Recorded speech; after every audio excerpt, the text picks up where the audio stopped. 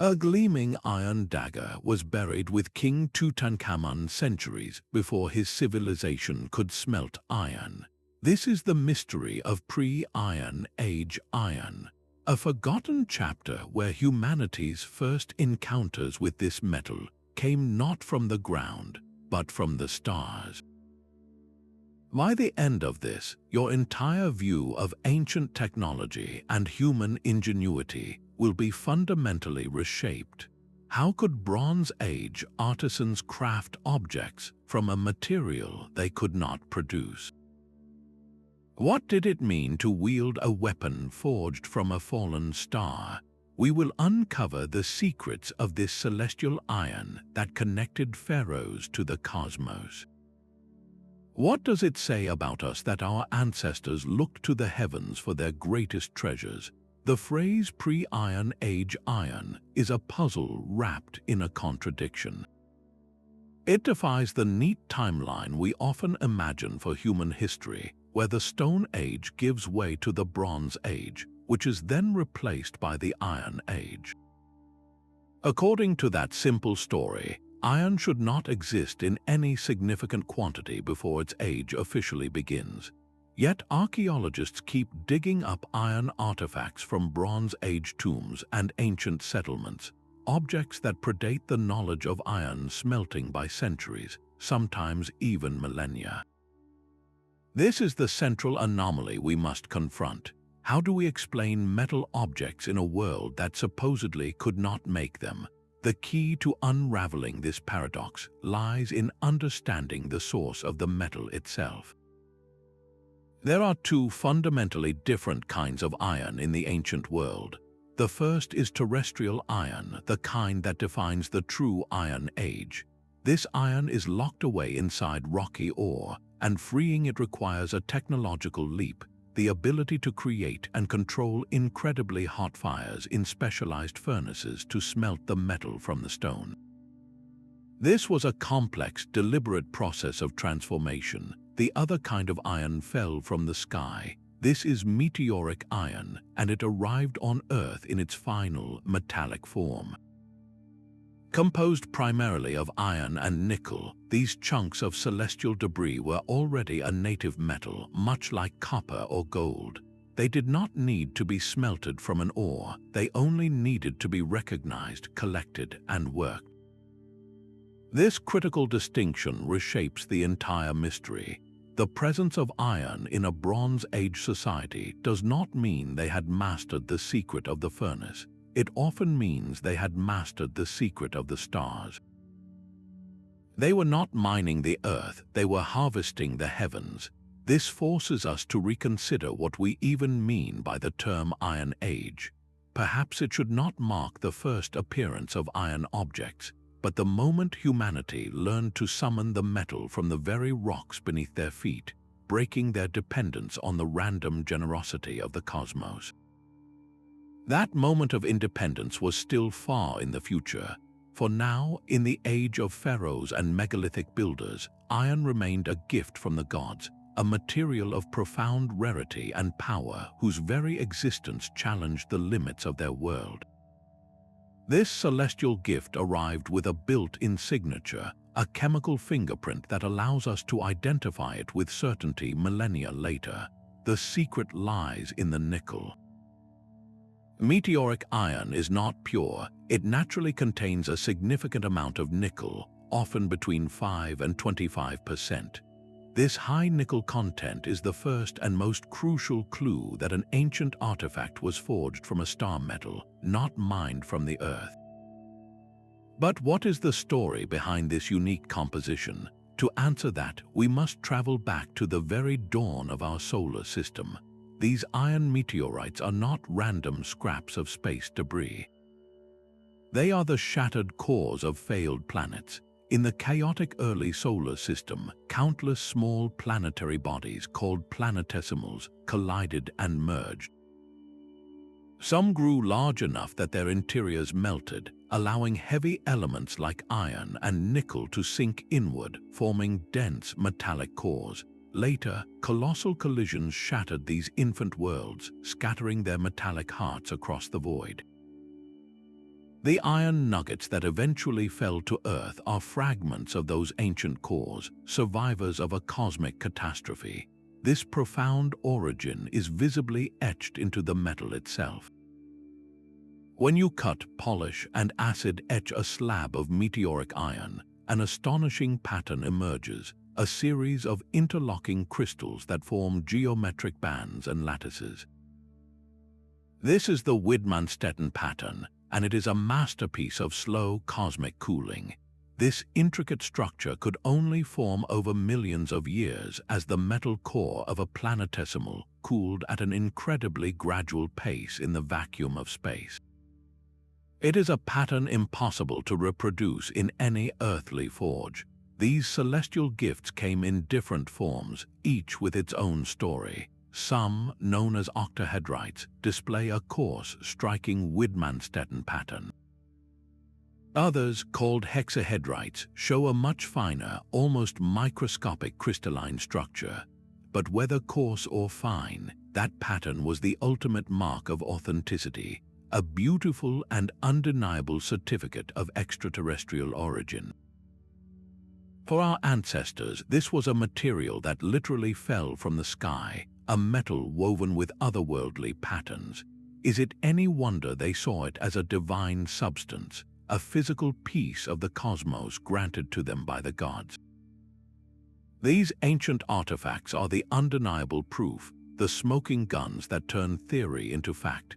Among the oldest and most telling are 9 small iron beads discovered in a cemetery at Gerzeh in northern Egypt. They were buried with a person over 5,000 years ago, around 3,200 BC, a time when Egypt was only just beginning to coalesce into a kingdom. For a long time, their existence was a quiet mystery, but modern chemical analysis has spoken with absolute clarity.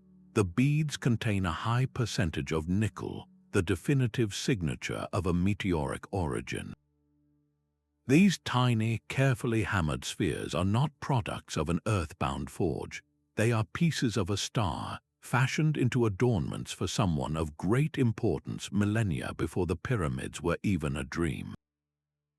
Centuries later, this celestial tradition reached its zenith within the golden burial chamber of the boy King Tutankhamun. Here, amidst the staggering wealth, lay objects of a different kind of power. His legendary iron dagger, with its stunning gold handle, was not just a weapon, it was a statement. The blade, chemically confirmed to be meteoric iron, would have held a subtle, otherworldly luster, a metal that literally fell from the realm of the gods. Alongside it were an iron bracelet and a strangely beautiful iron headdress designed to cradle the pharaoh's head in the afterlife. These were not utilitarian items, they were sacred relics. For the Egyptians, the sky was a great iron dome, and objects forged from fallen stars were physical fragments of that divine ceiling, connecting the king directly to the cosmos for all eternity. But this story of cosmic iron was not confined to the Nile. Far to the north, in the ancient Canaanite city of Ugarit on the coast of Syria, archaeologists uncovered an iron blade locked in a clay tablet. Dated to about 1300 BC, this blade was sent as a gift to the king of Ugarit, a diplomatic present of immense value and prestige. Its meteoric origin is almost certain, a token of power and alliance made from the most rare material known to the age.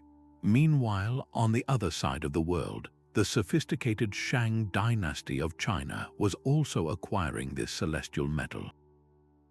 In royal tombs from the 2nd millennium BC, archaeologists have found ceremonial axes and dagger axes decorated with inlaid meteoric iron. For the Shang, who communicated with their ancestors through oracle bones, a metal that descended from the heavens would have held profound spiritual significance, a direct link to the divine will. Each one of these objects, from the humble Gerzeh beads to the kingly daggers, is a primary source in a forgotten historical record. They are not anomalies or lucky accidents. They are the deliberate, skilled work of artisans who recognized a unique material and reserved it for the highest echelons of society, for royalty and the gods themselves.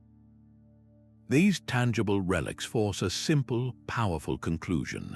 Long before humanity learned to extract iron from mountain rocks, they had already mastered the art of working a metal that was gifted by the sky.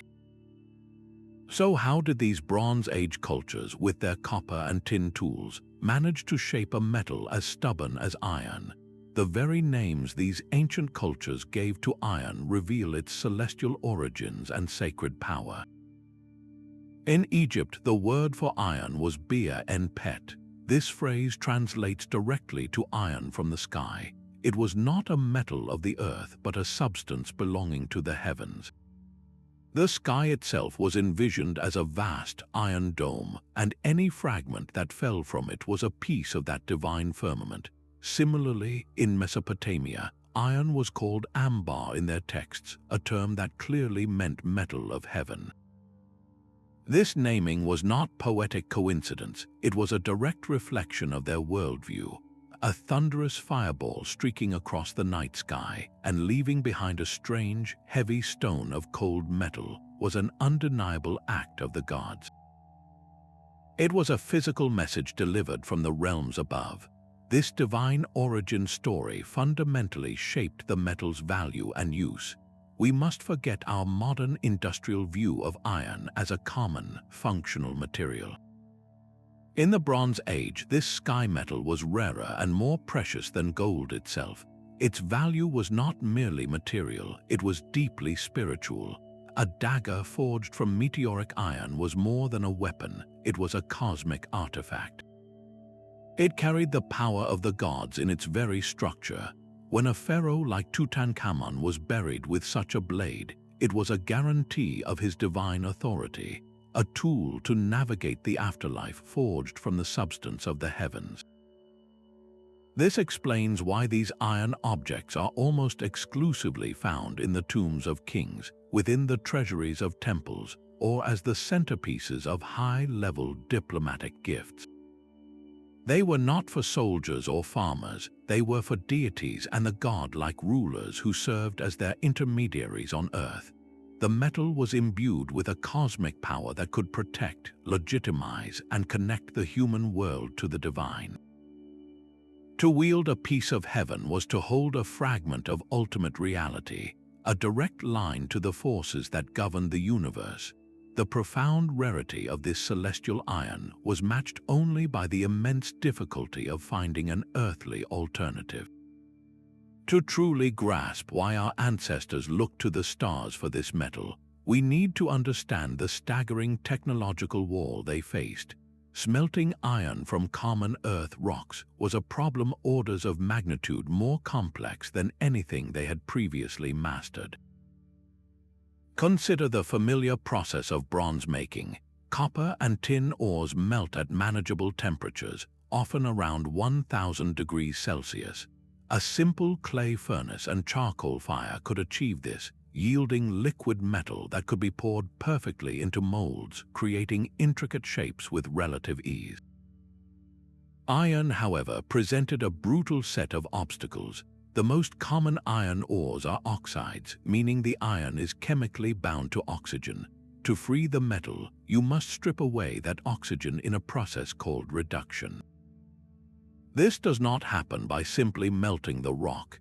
It requires a specific chemical environment and a sustained, intense heat exceeding 1200 degrees Celsius, a temperature far beyond the needs of bronze.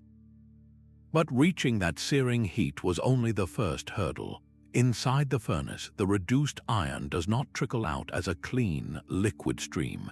Instead, it forms a spongy, slag-filled mass called a bloom.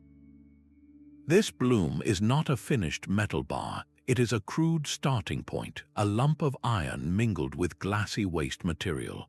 The real work began when the blacksmith pulled this glowing, heavy sponge from the furnace. It then had to be repeatedly heated to a welding heat and hammered with immense force, literally beating the liquid slag out of it, to consolidate the iron into a solid, workable bar. This was a brutally physical, fuel-intensive, and time-consuming process. Now, contrast this monumental effort with the gift from the cosmos. A chunk of meteoric iron arrived on Earth as a ready-made metal alloy. It required no furnace, no complex chemical reduction, and no bloomery. The artisan's task was one of shaping, not summoning. They could heat it and hammer it into a dagger or a bead using techniques similar to those they already knew for gold or copper. And this celestial metal had another inherent advantage: its nickel content. The nickel alloy in meteoric iron naturally made it harder and more durable than the soft, often impure wrought iron that early smelters finally managed to produce. So the technological gap was not just a step, it was a chasm. For centuries, the path of least resistance and the source of the finest iron was not buried in the ground. It was lying on the surface, waiting to be found after a flash of light in the night sky. This cosmic shortcut, however, was inherently unreliable. The supply was random, limited to the whims of meteor falls. So what finally pushed humanity to bridge that chasm and learn to pull iron from stone? 5,000 years ago, a person was laid to rest in the Egyptian desert at Gerzeh. Their grave, a simple pit, held a treasure that would whisper across millennia. 9 small, tubular iron beads were carefully placed with the body, each one painstakingly shaped and rolled. These unassuming objects are not just ancient jewelry, they are a time capsule containing the earliest known evidence of iron worked by human hands in Egypt. For a long time, their very existence was a quiet puzzle. How could iron appear in a society that was still centuries away from its first pyramids, let alone the complex technology of iron smelting?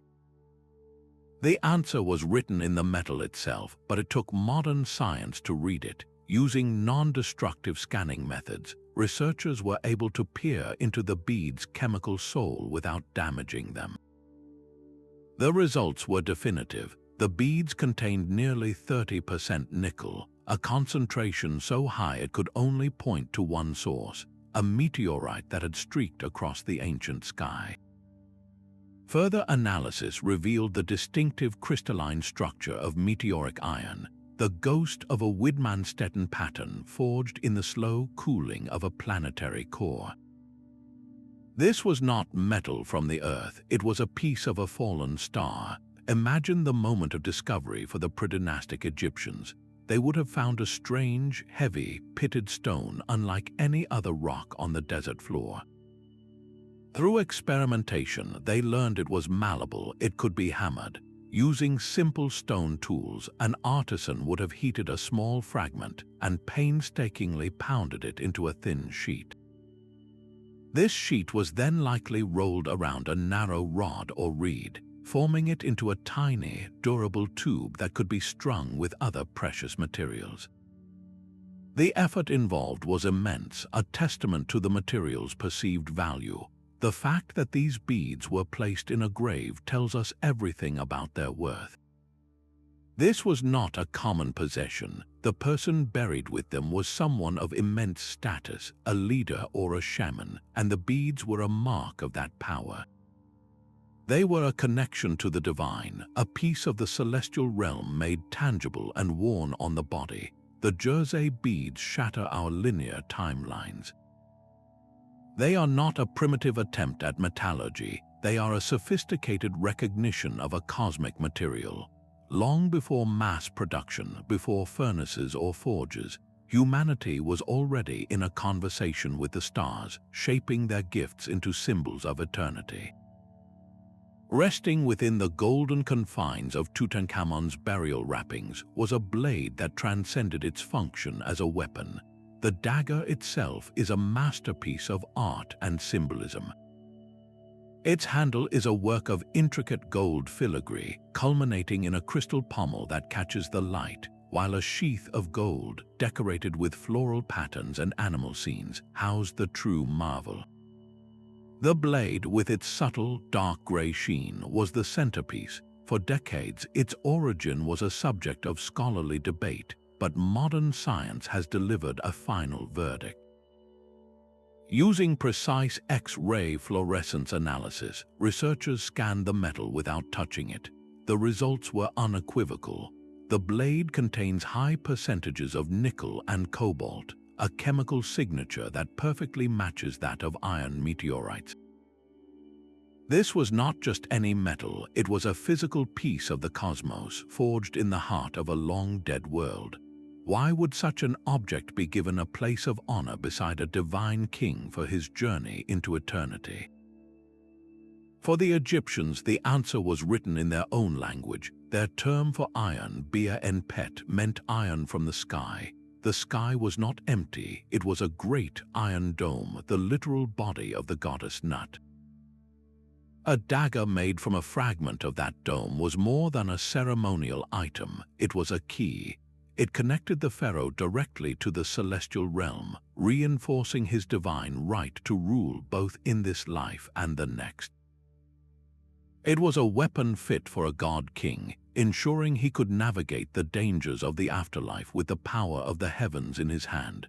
The very existence of this dagger also speaks to a forgotten class of artisans. Shaping meteoric iron is no simple task. Unlike gold, it is a stubborn, tough material that requires immense skill to work without shattering. The fact that the blade is so finely formed, with a sharp edge and a uniform shape, points to craftsmen who possessed a specialized secret knowledge. They knew how to heat and hammer this celestial gift, understanding its unique properties through trial and error passed down through generations. This single artifact, therefore, encapsulates the entire mystery.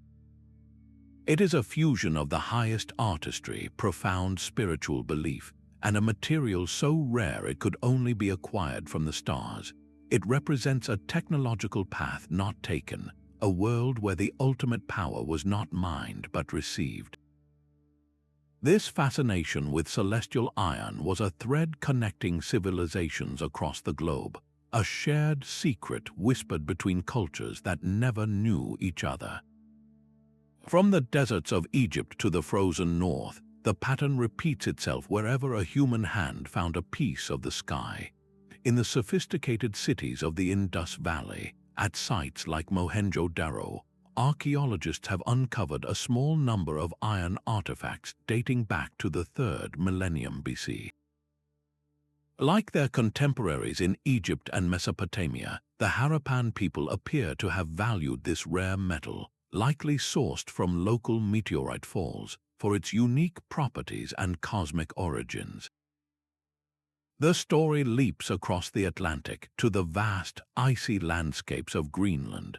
For centuries, the Inuit people relied on a colossal iron source known as the Cape York meteorite. This massive celestial object, a collection of several large fragments, provided the sole source of metal for tools and harpoon tips in a region devoid of native metal deposits. The Inuit would laboriously cold hammer pieces of the meteorite into blades, a direct and practical application of a sky-given resource that was essential for survival. This was not about royal symbolism, but about harnessing a material's inherent strength for daily life. Back in Asia, the Shang dynasty of China, masters of bronze casting and oracle bone inscriptions, were also keenly aware of this heavenly metal. In royal tombs, alongside their magnificent bronze vessels, archaeologists have found ceremonial dagger axes and other prestige objects adorned with inlaid meteoric iron. For a culture so deeply invested in divining the will of heaven, a metal that literally descended from above would have carried immense spiritual weight, a tangible link to the celestial powers they sought to understand. This scattered, independent discovery points to a profound truth. The working of meteoric iron was not a technology that spread from a single point of origin like bronze metallurgy. It was a universal human reaction to a rare and remarkable event. Whenever a significant meteorite fall occurred, and was discovered by a culture with the stone working or basic metalworking skills to recognize and shape it, the story could begin anew. A culture did not need to invent smelting to possess iron. They only needed to look up and then look down at what the heavens had delivered. This map of celestial iron is a map of opportunity, a testament to human ingenuity in the face of a cosmic coincidence. But if this metal was so universally valued, why did its use remain so incredibly rare for so many centuries? The proof of this celestial connection is now etched in data, not just legend. Modern archaeology possesses a suite of non-destructive forensic tools that act as a time machine, allowing scientists to peer directly into the atomic heart of an ancient artifact.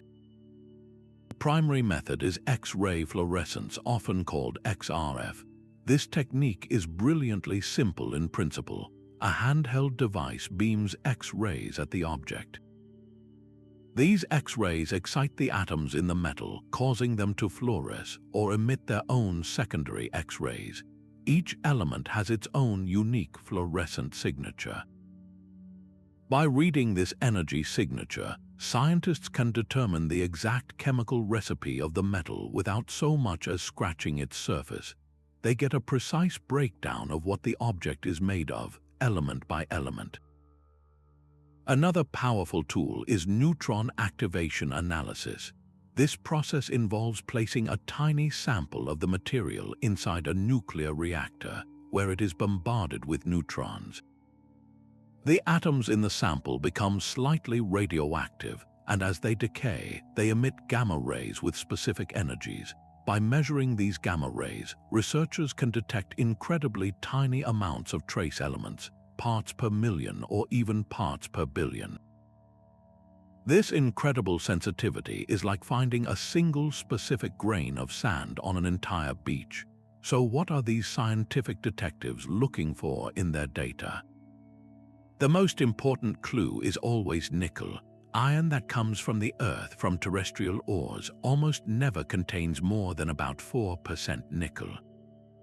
It is geologically very rare. Meteoric iron, by its very nature as the core of a planetesimal, is rich in nickel, typically ranging from 5% all the way up to 25% or even more. When an analysis shows an ancient iron blade or bead with 8, 12, or 18% nickel, the verdict is almost certain: it fell from the sky. But scientists do not stop there. They look for a supporting cast of trace elements that confirm the story. Cobalt levels in meteoric iron follow a specific ratio with nickel. The presence of elements like gallium and germanium in certain concentrations acts as a further fingerprint, distinguishing between different types of meteorites. For the most stunning visual proof, researchers sometimes turn to microscopy. If a small, polished sample can be taken, etching it with a mild acid reveals the ultimate mark of authenticity, the Widmanstätten pattern.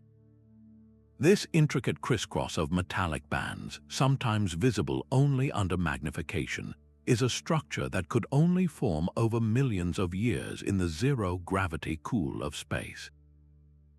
It is impossible to counterfeit. This rigorous scientific process transforms a beautiful hypothesis into a confirmed fact. That dagger in Tutankhamun's tomb is no longer just a rare iron weapon. It is a piece of a specific asteroid. The Gerzeh beads are not simply old metal. They are confirmed fragments of a star that fell over 5,000 years ago. Each data point from an XRF scanner is a sentence in a newly translated history, rewriting the forgotten chapter of humanity's first celestial iron. These stories of cosmic iron were not confined to royal tombs and treasure chambers. They echoed deeply within the myths and legends of cultures worldwide. The physical reality of metal falling from the sky left an indelible mark on the human imagination, transforming celestial events into foundational stories. For ancient peoples, a meteorite was not a random rock. It was a tangible message, a relic of a divine drama played out in the heavens. The Greeks told the tragic tale of Phaethon, the son of the sun god Helios, who lost control of his father's fiery chariot and plunged to earth in a cataclysmic fall. The scorching descent and the resulting fire that ravaged the world were often seen as an explanation for the terrifying yet awe-inspiring spectacle of a massive meteorite impact. The strange, fused stones found at the site of such events were believed to be the physical remains of the fallen chariot, fragments of a celestial journey that ended in disaster. This was not just a story, it was a way to make sense of a terrifying and powerful natural phenomenon, giving it a name and a place in their understanding of the world. Far to the north, the Norse myths resonate with a different kind of celestial power. The god Thor, protector of humanity, wielded the mighty hammer Mjolnir. Forged by dwarven smiths in the heart of a star, this weapon was described as unbreakable and always returning to its master's hand. While the sagas do not explicitly call it meteoric iron, its divine origin and indestructible nature are powerful echoes of the sky metal's perceived qualities. A hammer made from a fallen star would indeed be a weapon of the gods, a tool of creation and destruction gifted from the cosmos itself. This connection between myth and material extends far beyond Europe. Indigenous cultures across the Americas, Australia, and Africa possess rich oral traditions about sky stones. Many Native American tribes revered meteorites as sacred grandfathers or thunder beings that fell to Earth, possessing immense spiritual power and often serving as central figures in their cosmology. These were not inanimate objects, they were living entities, ancestors from the sky world. Similarly, Aboriginal stories in Australia speak of dreamtime creator beings whose celestial journeys sometimes left behind powerful stones on the land, objects of reverence and ritual. These widespread narratives are far more than simple fantasies. They are a form of cultural memory, a pre-scientific attempt to explain and honor a real, recurring event. A brilliant fireball tearing across the night sky, followed by the discovery of a heavy, unearthly stone, was an experience so profound it demanded a story.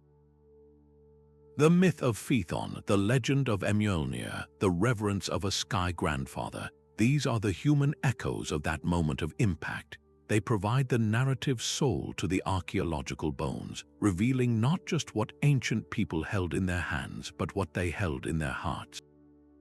They show us a time when the boundary between heaven and earth was porous, and the gods could literally drop pieces of their domain at our feet. So how did we cross that chasm between receiving celestial gifts and wresting metal from the earth? The journey from sky iron to terrestrial iron was not a sudden revolution. It was a slow, messy overlap of two worlds, a centuries-long period where the old cosmic source and the new earthly technology existed side by side.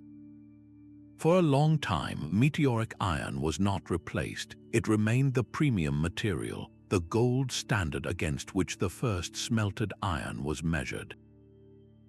The artisans who had spent generations learning to heat and hammer the tough, nickel-rich star metal had gained an invaluable education.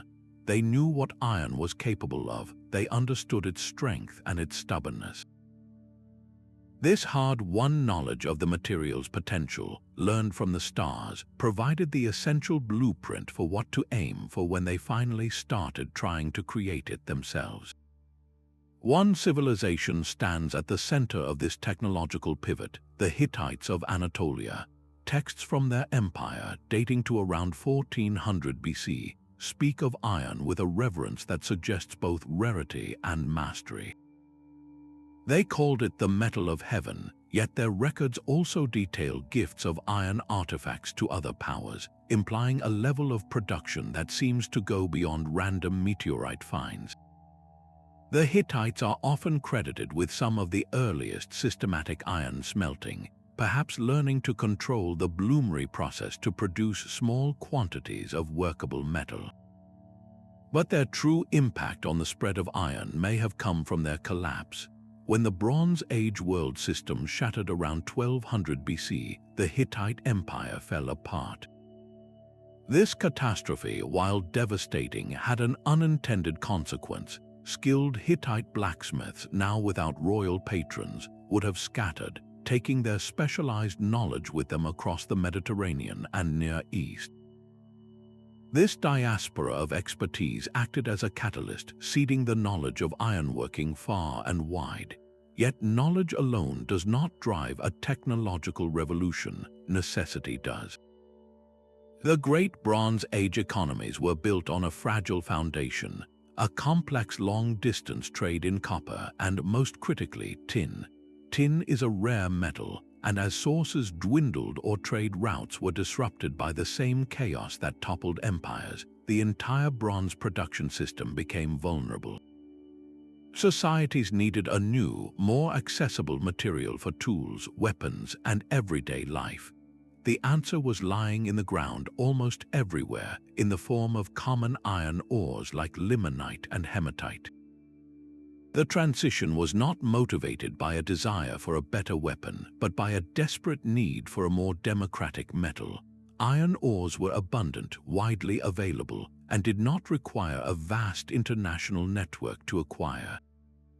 The Age of Bronze, the age of aristocratic elites and centralized control, was giving way to the Age of Iron, a metal that could be produced locally by almost any community with the right knowledge and a good supply of charcoal.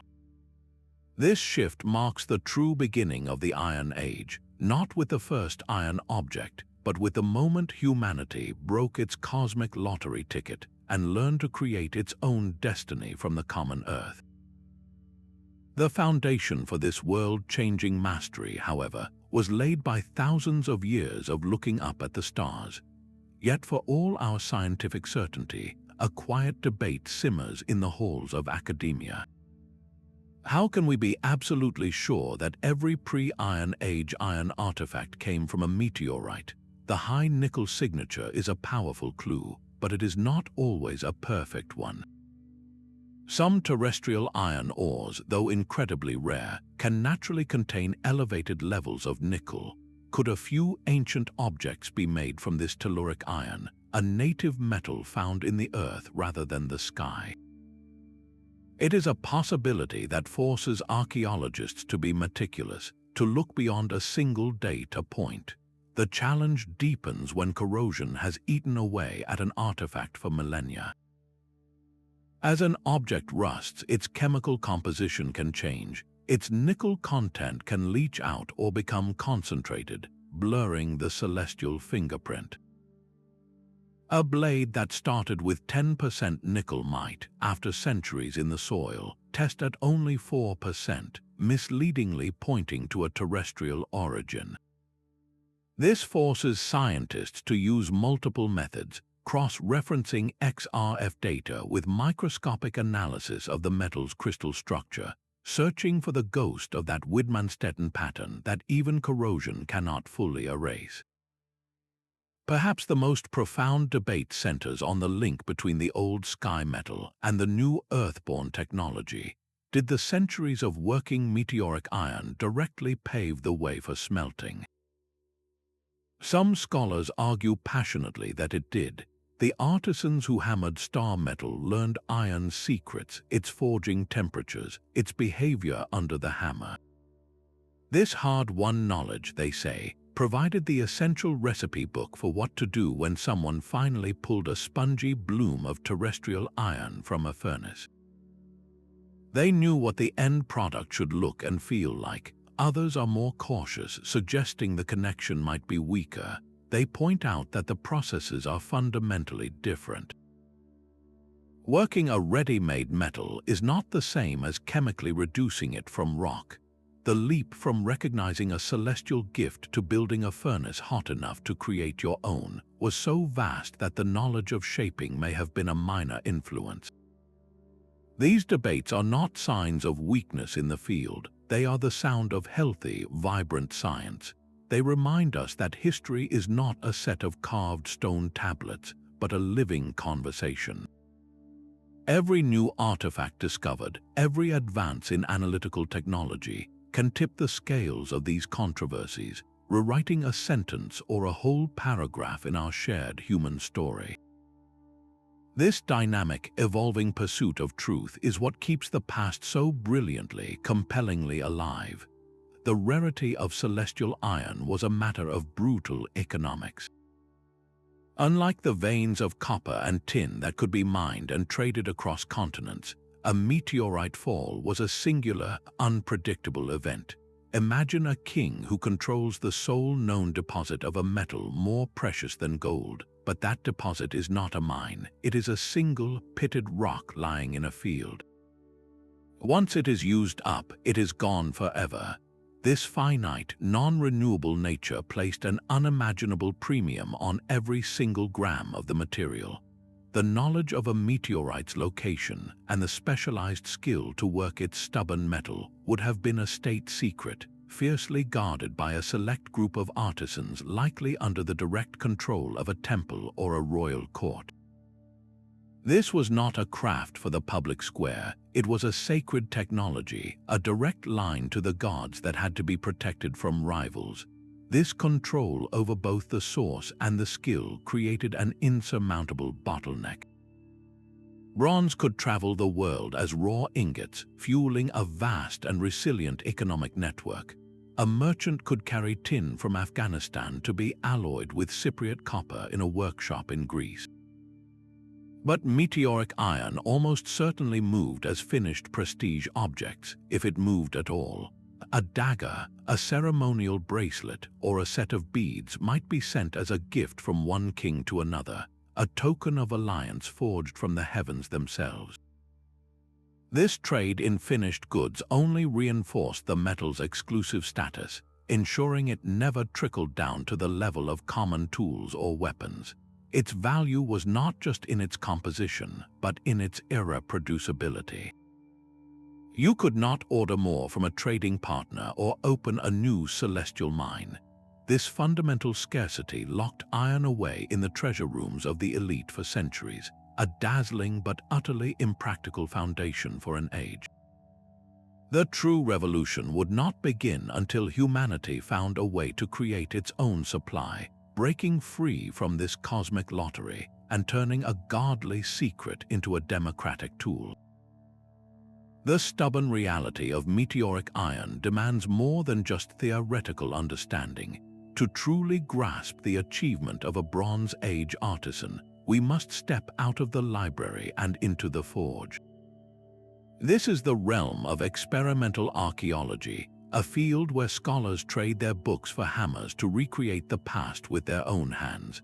Their mission is deceptively simple, yet profoundly difficult: to learn how an ancient smith, equipped only with stone, copper, and bronze tools, could transform a lump of celestial metal into a polished dagger or a delicate bead.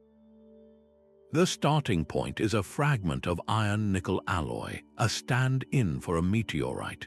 The first challenge is simply breaking it into a workable piece. A stone maul might be used to strike it, but the metal is incredibly tough, resisting the blows with a stubbornness that must have been both frustrating and awe-inspiring. Once a smaller piece is isolated, the true labor begins. A copper or soft bronze hammer is surprisingly effective, but it comes at a cost. The relatively soft hammer head deforms with every strike, flattening and mushrooming against the unyielding iron. The smith would have had to constantly resharpen and rework their own tools, a meta-task layered on top of the primary challenge. The process was not one of forceful domination, but of persistent, careful coaxing. The artisan would have heated the metal in a charcoal fire, not to melt it but to anneal it. This cyclical process of heating and then slow cooling relieves internal stresses that build up from hammering, preventing the metal from becoming brittle and cracking. It was a delicate dance of heat and force repeated for hours, then days, just to form a thin sheet or a rough blade shape. After hammering, the grinding and polishing began. Using slabs of abrasive sandstone and sand, the smith would have spent countless more hours grinding away the hammer marks and pits, slowly revealing the metal's hidden, silvery gray luster. The entire endeavor was a monumental investment of time and fuel, a testament to the material's perceived value. These modern experiments reveal that the creation of a single object like Tutankhamun's dagger was not a quick project. It was a masterpiece of endurance, a weeks-long symphony of painstaking effort performed by a true virtuoso of their craft.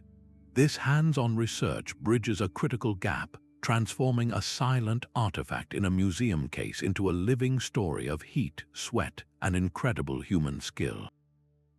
We no longer just see the dagger, we feel the weight of the hammer in the hand that made it.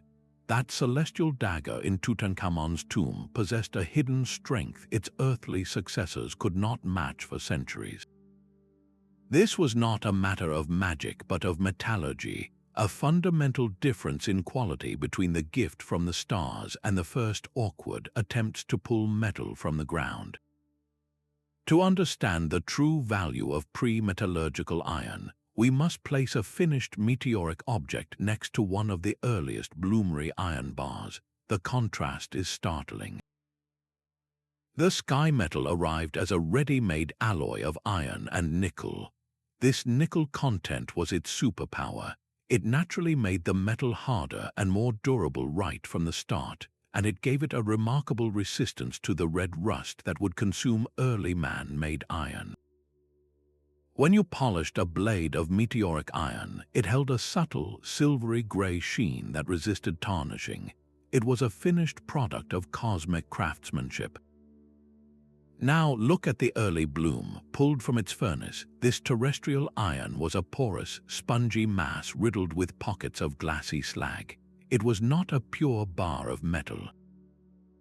It was a crude starting point that demanded endless hammering just to become coherent.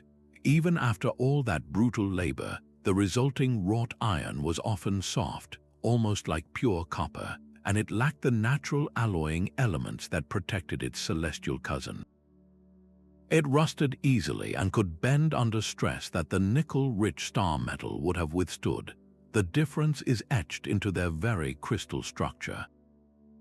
Under a microscope, meteoric iron often shows a fine, interlocking grain, a testament to its slow cosmic cooling. Early wrought iron, however, can display a fibrous, almost stringy texture, a direct result of the slag being beaten out along the grain boundaries. This structure made it tougher in some ways, but not necessarily harder. For a warrior or a king, the choice was obvious. The older, celestial material was simply better. It was sharper, stronger, and more resilient. A Bronze Age ruler wielding a meteoric iron dagger held a weapon that was technologically superior to what an early Iron Age blacksmith could produce for decades, even centuries. This fact turns our technological timeline on its head. The so-called Iron Age did not begin with a better product, it began with a more accessible one. The real revolution was not immediate quality, but eventual potential. It was only through centuries of painful experimentation that smiths learned to carburize their iron, deliberately adding carbon to the surface by heating it in a charcoal bed to transform the soft metal into hard, reliable steel. They were, in effect, learning to replicate through art and effort what the cosmos had provided for free. The age of iron truly dawned not when the first bloom was smelted, but when human ingenuity finally surpassed the quality of the stars. That gleaming celestial dagger was far more than a royal accessory. It raises a provocative question about the nature of ancient power. Did this cosmic iron, forged into weapons, ever change the course of an actual battle? The answer lies at the intersection of brutal reality and potent perception. Given the extreme rarity of meteoric iron, it could never have equipped an entire army. You cannot arm a phalanx with a substance that arrives only in random, unpredictable gifts from the sky. A single kingdom might possess only a handful of such weapons over the course of several generations. From a purely logistical standpoint, these artifacts were strategically irrelevant to the large-scale conflicts of the Bronze Age. Armies were won with bronze, not with star metal. So if they were not decisive in mass combat, what was their purpose on the field? Their true power was likely psychological and symbolic, a force multiplier of immense proportions. Imagine two opposing leaders meeting before a clash of armies.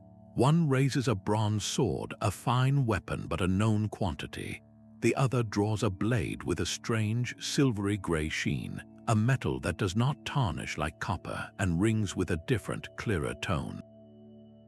This is no ordinary weapon. It is beer and pet, iron from the sky. In that moment, the wielder is not just a king, he is an agent of the gods. He holds a fragment of the divine firmament, a physical piece of the cosmos meant to strike down his enemies.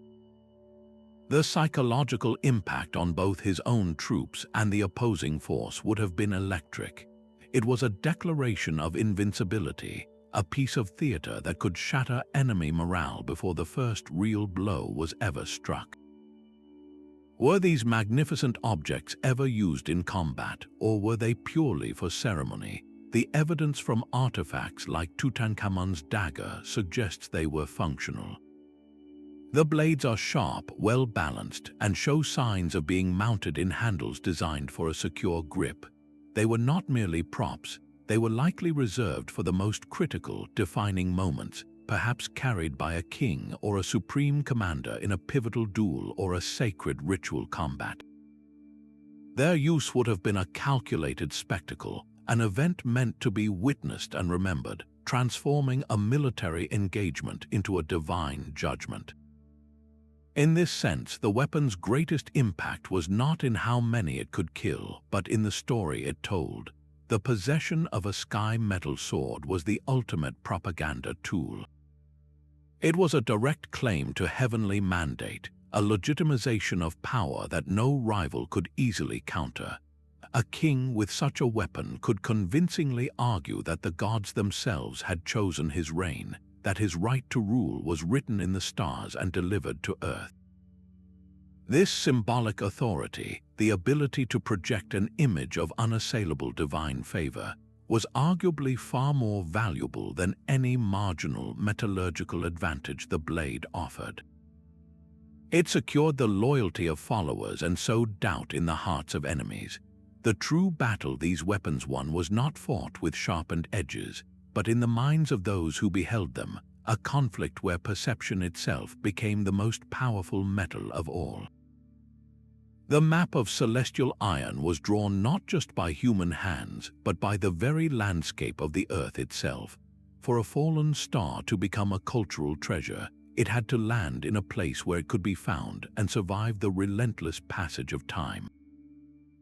This is why the arid deserts of Egypt and the Middle East became such rich repositories for these cosmic gifts. In a dry climate, a chunk of iron-nickel alloy can lie on the surface for thousands of years with only superficial rust, its form and integrity preserved in a vast, open-air museum. The sand acts as a perfect conservator, bleaching bones and preserving metals under a relentless sun. Now picture the same meteorite falling into the dense, wet jungles of Southeast Asia or the rainy highlands of Europe. In those humid environments, exposed to constant moisture and acidic soils, the same iron mass would have corroded into a pile of reddish dust within centuries, perhaps even decades. It would have vanished without a trace, leaving no artifact for archaeologists to find and no legacy for a culture to build upon. The story of pre-Iron Age iron is therefore a story written in climate. It is a history inherently biased toward the deserts and dry plains of the world, where the environment conspired to save these celestial messages for us to decode. This is why we find so much evidence along the Nile and so little in the forests of the north. The metal could only endure where the earth was kind to it.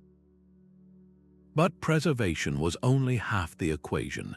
the other was sheer abundance. Some regions were blessed with not just one random meteorite, but with a cosmic windfall. One of the most spectacular examples is the Gerzeh meteorite shower in what is now Namibia. This was not a single rock, but a massive asteroid that shattered in the atmosphere, scattering countless fragments across a vast strewn field. For the local Khoisan peoples, this was not a rare curiosity, it was a limitless quarry. They cold-hammered these plentiful fragments into arrowheads, spears, and tools for generations, creating a robust and practical iron technology entirely independent of smelting. The ground itself was a hardware store supplied by the cosmos.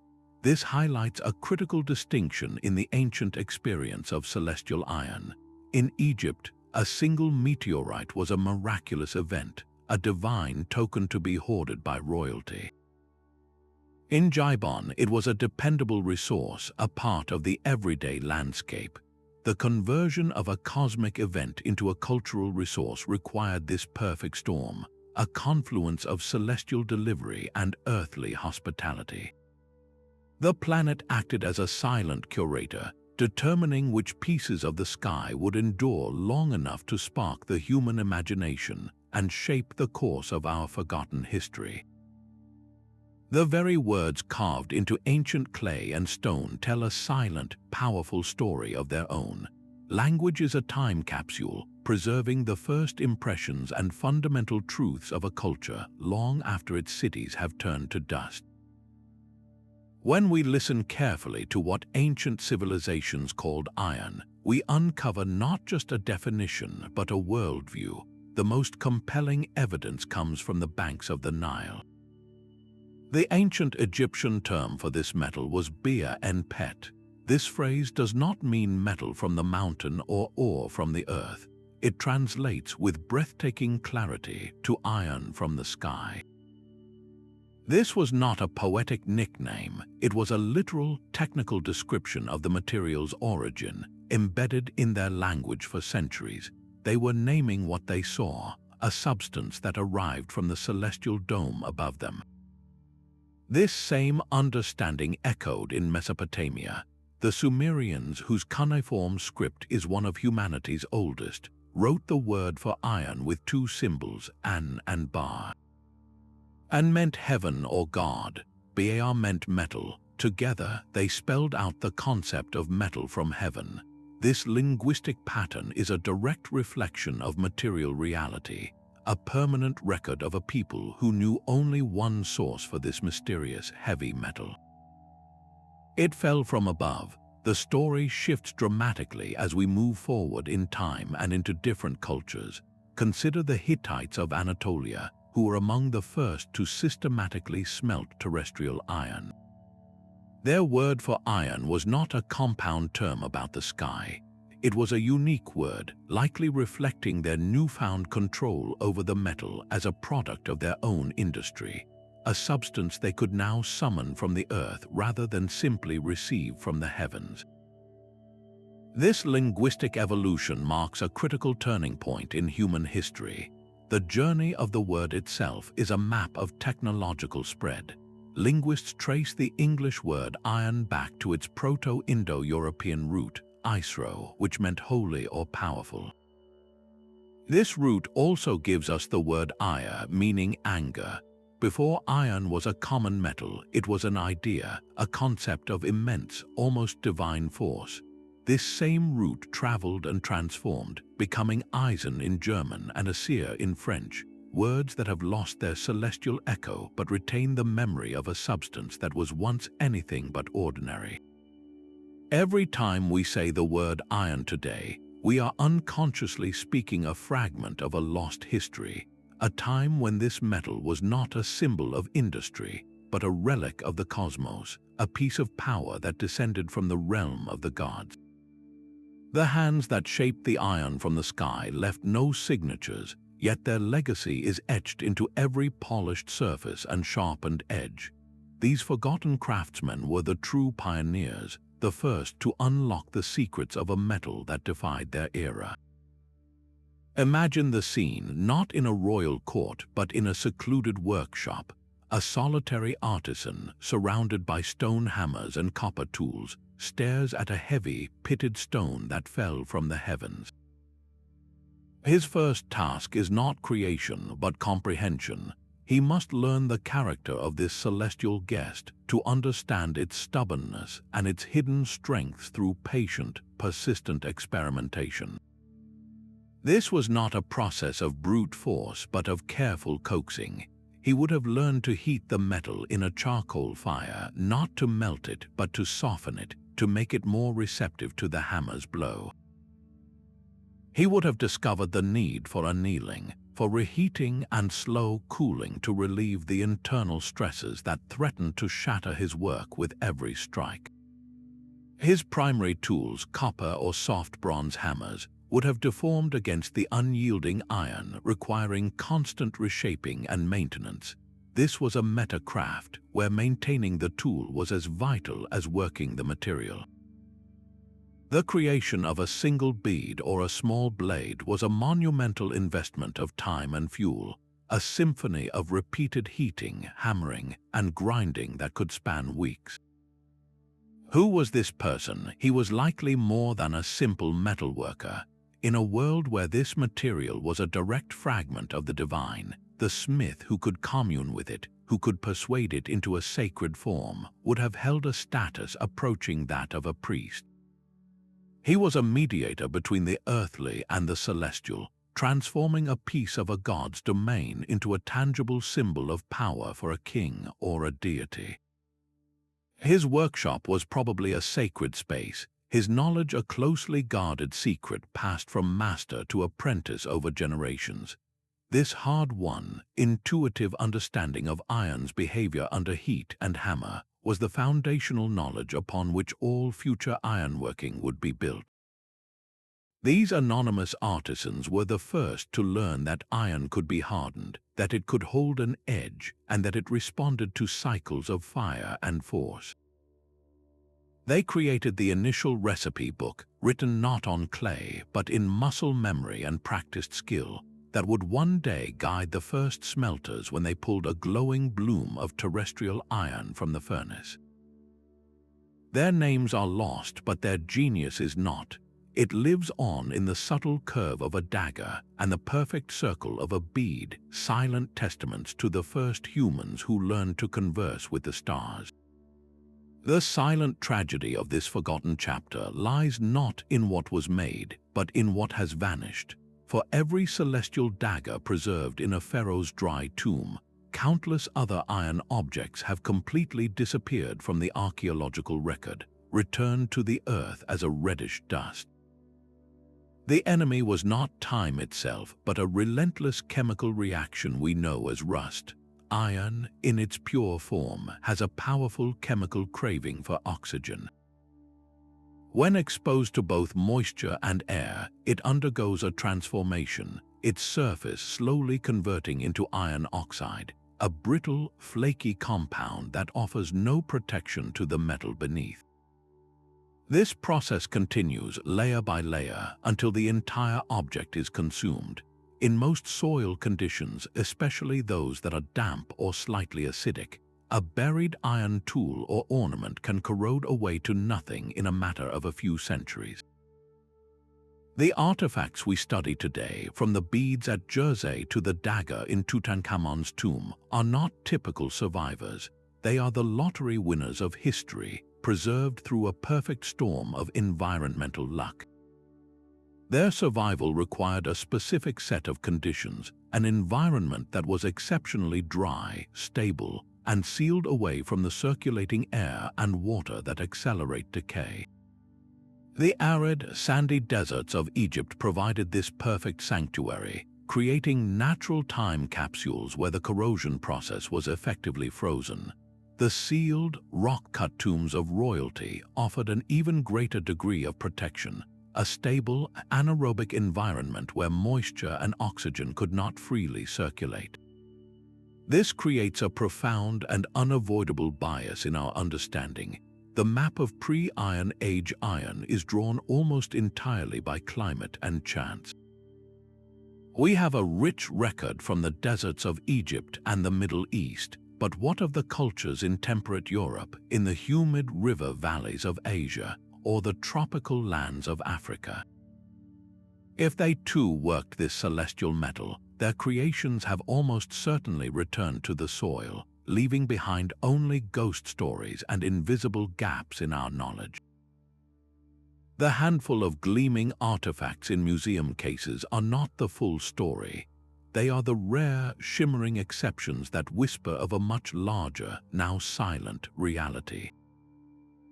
They are the surviving sentences from a book whose pages have mostly turned to dust. This celestial metal carried a weight far beyond its physical mass. In a world built on bronze and stone, to hold iron was to grasp a piece of the divine machinery itself. Its value was not measured in utility, but in awe. A king seated upon a golden throne was a display of wealth, but a king who held an iron scepter was making a claim of cosmic endorsement. This was the ultimate symbol of legitimacy, a direct line to the heavens that no rival could easily counterfeit. The very rarity of the material ensured its exclusivity. While bronze swords could arm an entire army, cementing the power of a state, a single iron dagger could cement the power of an individual, setting them apart as something more than human. This is why these objects are found in such specific, sacred contexts. They were not hidden away in treasury vaults, they were displayed. They were worn in life and taken to the grave, serving as eternal advertisements of a divine right to rule. The iron headrest from Tutankhamun's tomb is a perfect example of this symbolic logic. Its function was purely ceremonial, designed to cradle the pharaoh's head in the afterlife. But why iron? Because in the Egyptian mind, his head would literally be resting upon a fragment of the sky goddess Nut, ensuring his rebirth and eternal communion with the gods. The material itself was the message. This transforms our understanding of these artifacts. We must stop seeing them as primitive precursors to true ironworking.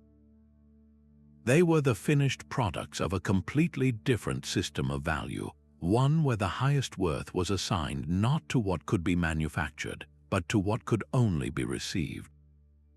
In this economy of the miraculous, a lump of celestial iron was the most powerful currency in existence, because it could purchase the one thing every ruler craved, the unquestioning belief of their people. This forgotten chapter is not the property of any single field of study. It belongs to a coalition of sciences, a brilliant convergence where the tools of the astronomer, the archaeologist, the material scientist, and the historian all meet to illuminate a single truth. Each discipline holds a piece of the puzzle, and only by fitting them together does the full picture emerge. The archaeologist's trowel unearths the object from the dust, the material scientist's scanner reads its atomic signature, the astronomer models its billion-year journey, and the historian deciphers the cultural world that gave it meaning. This is not a relay race, it is a symphony. Consider a specific collaboration, the analysis of an iron bead from an ancient burial. The archaeologist provides the context, the layer of soil, the associated artifacts that date the find. The material scientist then places the bead in an XRF scanner, revealing its high nickel content and confirming its meteoric origin, but the inquiry does not stop there. An astronomer can then consult records of known meteorite falls and composition types, potentially identifying the specific class of asteroid that was the ultimate source. A historian, armed with this confirmed celestial origin, can then re-examine ancient texts and art, interpreting descriptions of falling stars or divine weapons with a new, tangible understanding. The phrase metal from heaven shifts from a poetic metaphor to a literal, technical description. This holistic approach builds a story that is infinitely richer and more resilient than any single perspective could provide. Without material science, the dagger is just a rare metal object. Without history, it is just a curious artifact without a soul. Without astronomy, its profound cosmic origin story remains untold. The true narrative is woven from all these threads. This collaborative model is quietly revolutionizing our understanding of the human past. It proves that the deepest mysteries are not locked away in a single archive or buried in one particular dig site. They are scattered across disciplines, waiting for us to connect the dots between the stars, the soil, and the human hands that dared to bridge the two. Scholars have woven several compelling theories to explain this scattered map of celestial iron. One leading idea is often called the oasis model. This framework suggests that knowledge of this sky metal was not widespread, but was instead concentrated in specific, resource-rich cultural centers. Think of ancient Egypt as one of these powerful oases of knowledge. With its stable monarchy, skilled artisan classes, and a written language that could record and preserve specialized information, Egypt became a hub. The consistent use of the term pet, iron from the sky, over centuries shows a deep, institutional understanding. In this model, other regions might have encountered meteorites, but without the centralized power and scribbled tradition to codify the knowledge, the practice never became a sustained tradition. The oasis model argues that the phenomenon was not about random finds, but about the cultural and technological infrastructure needed to transform a strange rock into a sacred symbol of power. A completely different perspective is offered by the independent discovery model. This theory posits that the working of meteoric iron was not a secret passed from one civilization to another, but a universal human reaction to a remarkable local event. According to this view, whenever a sizable meteorite fell in a region inhabited by people with even basic stone working skills, the discovery process could begin anew, entirely on its own. The evidence seems to support this in many cases. The Inuit of Greenland cold hammering the Cape York meteorite had no contact with the pharaohs of Egypt. The cultures of the Indus Valley and the Shang dynasty of China developed their own traditions of celestial iron without any apparent outside influence. This model paints a picture of a convergent technological evolution where similar environmental opportunities, a fallen star, and human curiosity led to similar outcomes across the globe, completely independent of one another. Then there is the model of technological diffusion, which focuses on the slow, deliberate spread of an idea. Proponents of this view point to the interconnected world of the late Bronze Age. Kings exchanged lavish gifts, and artisans sometimes traveled with royal brides or as spoils of war.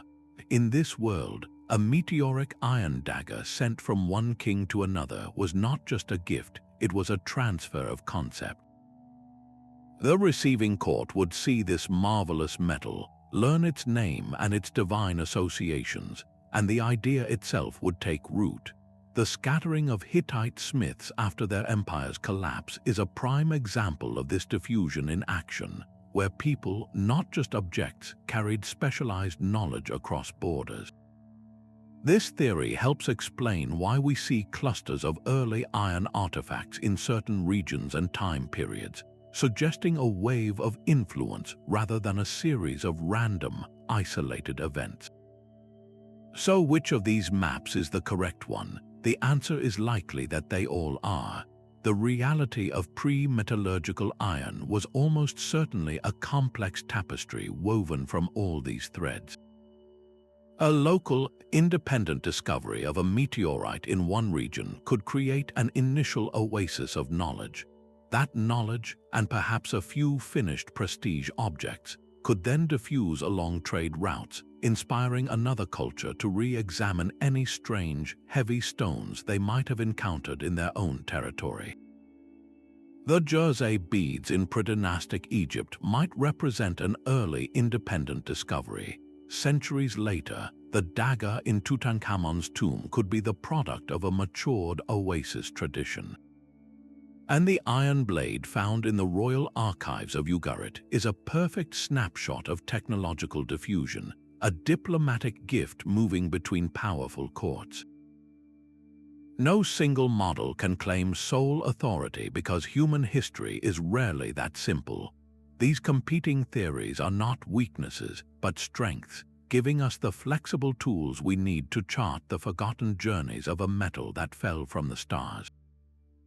That celestial dagger proved iron was more than a myth. It was a tangible promise of what metal could be. The brief, brilliant era of meteoric iron was not a technological dead end, but a vital training ground. The artisans who painstakingly hammered star metal were doing more than creating royal treasures. They were building a foundational knowledge that would echo for centuries. Their hard-won experience provided a crucial proof of concept. They demonstrated conclusively that a metal existed which was harder, sharper, and more resilient than bronze.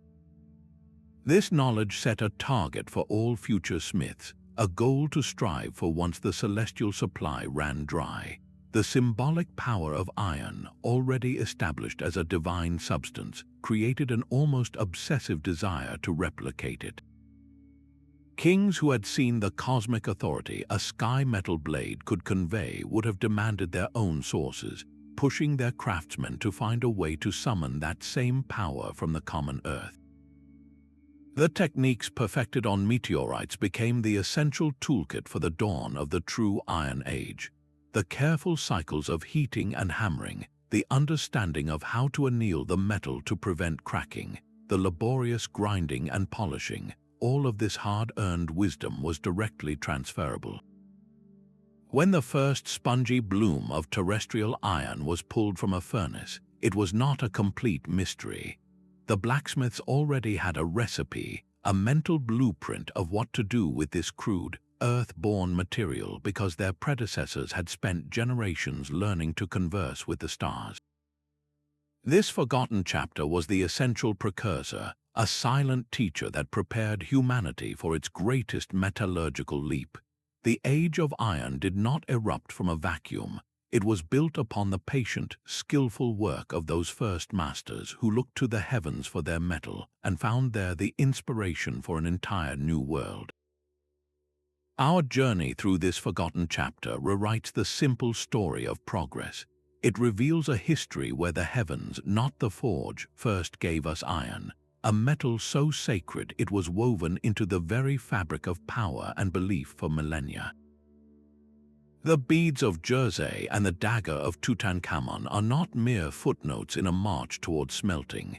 They are profound statements from a different world, one that measured value not by what could be manufactured, but by what could only be received as a divine gift.